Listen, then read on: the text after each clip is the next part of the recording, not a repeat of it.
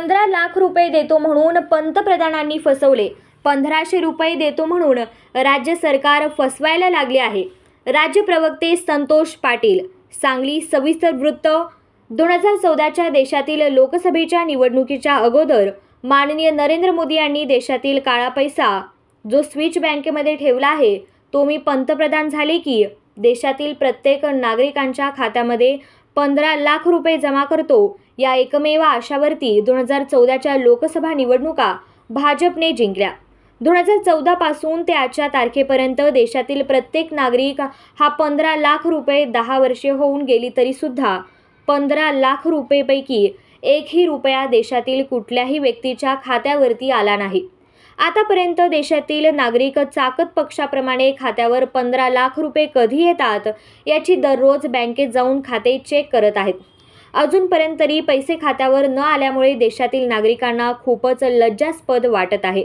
त्याच पद्धतीने महाराष्ट्र सरकारने राज्यातील प्रत्येक महिलांना 1500 रुपये खात्यावरती जमा होतील अशी आश्वासन दिले आहे. हे आश्वासनच राहू नये.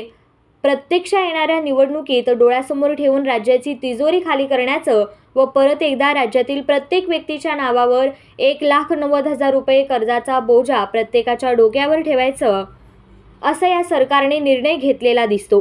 कोणाचा पैसा आणि कोण आश्वासन देत आहे हे पूर्ण राज्यातील जनता बघत आहेत. परंतु हे दिलेलं आश्वासन पंतप्रधानांनी दिलेल्या आश्वासनासारखं होऊ नये असे महाराष्ट्रातील प्रत्येक नागरिकांना वाटू लागले आहे. महाराष्ट्रातील विधानसभेच्या निवडणुकीला फक्त 3 ते 4 महिने राहिले आहेत.